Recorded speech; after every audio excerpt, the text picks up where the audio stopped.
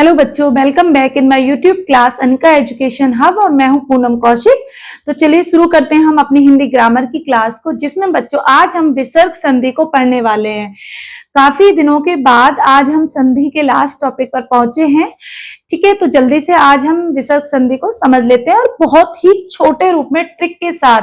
और आज की क्लास पढ़ने के बाद मुझे पूरी उम्मीद है कि आप लोग विसर्ग संधि को कभी भी गलत नहीं करेंगे।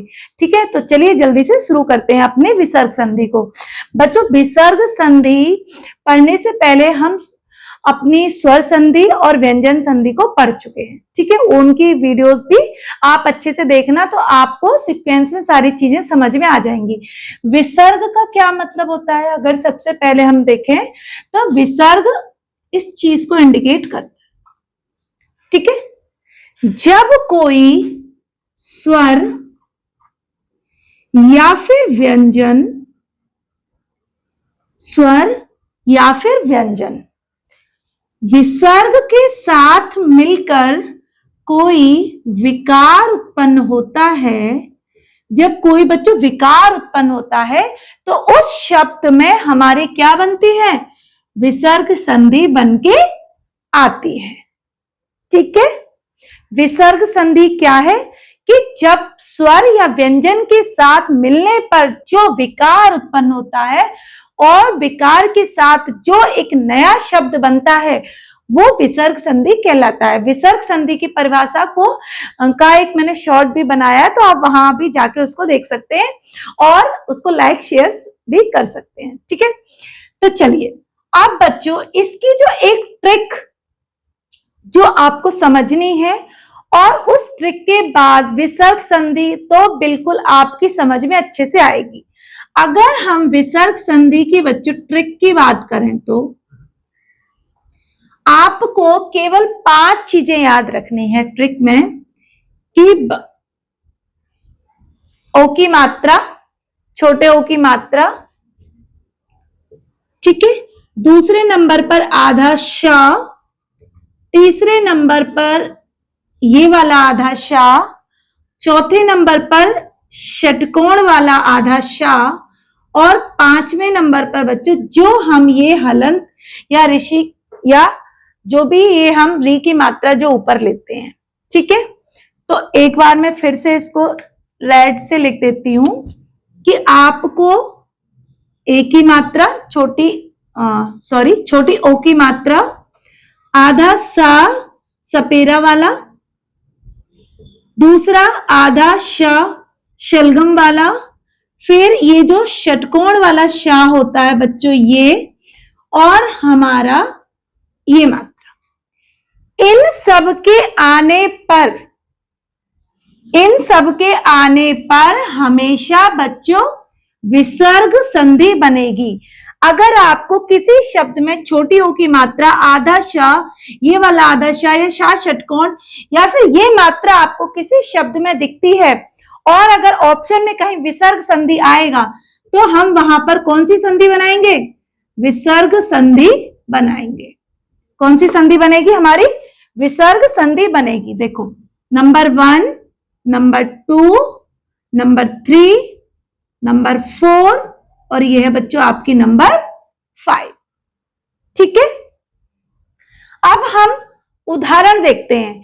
कई बार क्या क्वेश्चन आएगा कि विसर्ग संधि के साथ, मान लो एक एग्जांपल में आपके लिए आया मनोगति,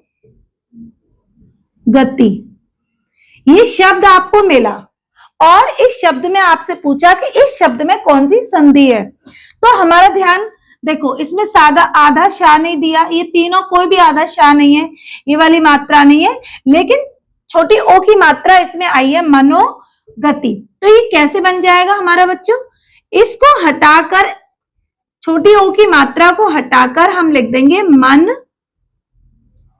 धन गति, यानी कि इन शब्दों को हटा करके हम विसर्ग का वहां पर प्रयोग करेंगे और विसर्ग के आने से ही हमारी विसर्ग संधि बन जाएगी। आई बात आपको समझ गए मैं कि जहां भी छोटा ओ, आधा शा शपेरा वाला, आधा शलगम वाला, आधा षटकोण वाला और ये जो हलन के ऊपर जो ऋषि की मात्रा आएगी या री की मात्रा जो ऊपर हम लगाते हैं शब्दों में, अगर ये सब आएंगे तो इन शब्दों को हटा करके हम तुरंत विसर्ग को लगा देंगे और हमारी विसर्ग संधि में वो शब्द परिवर्तित हो जाएगा। या फिर अगर कोई शब्द आपको इस तरीके से मिला एग्जाम में, मनः धन गति, तो अगर आपको ये शब्द बनाना है, पूछा जाए कि इसका शब्द क्या बनेगा विसर्ग संधि का, तो हम इस विसर्ग को हटा करके बच्चों ये ओ की मात्रा लगा देंगे, तो हमारा क्या बन जाएगा, मनोगति बन जाएगा। आया समझ में आपको? अब हम इसी चीज को और एग्जाम्पल में समझेंगे और एकदम से ही हमें सारी चीजें समझ में को भी उदाहरण के तौर से समझ लेते हैं। अब जैसे कि मैंने यहाँ पहला एक शब्द लिखा है यशोदा। यशोदा में अगर बच्चों हम देखें तो छोटी ओ की मात्रा आ रही है। अगर यशोदा में ओ की मात्रा को मैं हटा दूं तो उसकी जगह पे मैं क्या इस्तेमाल कर दिया यहाँ पे, विसर्ग, धन दा। तो यशोदा का जो विसर्ग संधि शब्द बनेगा वो बनेगा यशा धन दा। ठीक है। अब दूसरा एग्जाम्पल देखो, दूसरा एग्जाम्पल लिखा है इसमें नमस्कार। तो नमस्कार में आधा सा आ रहा है, तो इस सा को हटा करके हम क्या लगा देंगे, विसर्ग लगा देंगे और शब्द ऐसा का ऐसा बना रहेगा। जैसे देखो नमः, नम, और सा की जगह हमें क्या लगाना है, विसर्ग, धन, और बाकी के शब्द को ऐसा का ऐसा लिख लेंगे। तो क्या बन गया हमारा, नमस्कार की विसर्ग संधि क्या बनी, नमा धन कार। अब इसी प्रकार से देखो इसमें आधा ये श षटकोण वाला दे रखा है, तो इसको कैसे बनाएंगे, बही, बही विसर्ग धन कार। आया बच्चों समझ में? इससे ज्यादा सरल ट्रिक कोई नहीं हो सकती जो मैं आपको बता रही हूं। अगर आपने ये 5 चीजें याद रख ली तो विसर्ग संधि के और किसी नियम से हमें कोई मतलब नहीं है। ठीक है। फिर आता है बच्चों हमारा चौथे नंबर पे मैंने लिखा है निश्चल।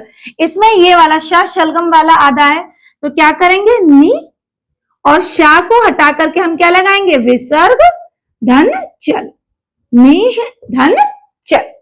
ठीक है। अगला क्या है, अगला है दुर्जन। इसमें देखो ये वाली ऊपर ये री उड़ रही है हमारी, तो इसमें हम क्या बनाएंगे, इसको हटा करके दो धन जल। ठीक है। इसी प्रकार से अगला वाला हम देखें तपोवन, तो इसमें भी छोटे ओ की मात्रा आ गई, तो इसको क्या करेंगे हम, तप विसर्ग धन वन। ठीक है। ये दुर्जन में मैं धन लगाना भूल गई थी। ठीक है। फिर है नेक्स्ट बच्चों हमारा निर्जर। तो इसमें भी ये जो री है इसको हटा के क्या लगा देंगे, विसर्ग लगा देंगे, तो नी विसर्ग धन जर, निर्जर, और ये दुर्जर। ठीक है। एक और एग्जांपल है निष्कपट। इसमें भी आधा श षटकोण है, तो क्या करेंगे, नी, इसको हटाएंगे बच्चों, इसकी जगह लगाएंगे विसर्ग धन, और कपट को हम ऐसा का ऐसा ही लिख लेंगे। ठीक है बच्चों, आया समझ में कि जहां पर छोटे ओ, आधा शा सपेरा, आधा शा षटकोण, आधा शा शलगम, और ये हमारा जो री की जो ऊपर मात्रा आती है, अगर ये हमें कहीं दिखेंगे, विसर्ग संधि अगर हमसे पूछी गई है, तो इन शब्दों को हटा करके हम विसर्ग को लगा देंगे और पूरे शब्द को ऐसा का ऐसा कर लेंगे। इससे हमारा विसर्ग संधि में वो शब्द परिवर्तित हो जाएगा। तो इस ट्रिक को आपको याद रखना है, अपने नोट्स में आप लिख लेना।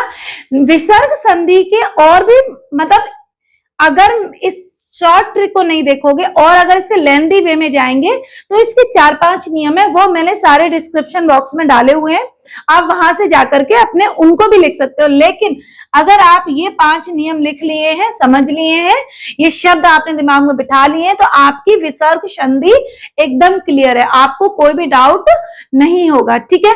तो आज बच्चों हमारा ये संधि वाला टॉपिक खत्म हुआ। अपनी नेक्स्ट वीडियो में हम कारक और समास को अच्छे से पढ़ेंगे और एक विस्तार क्रम में पढ़ेंगे। ठीक है।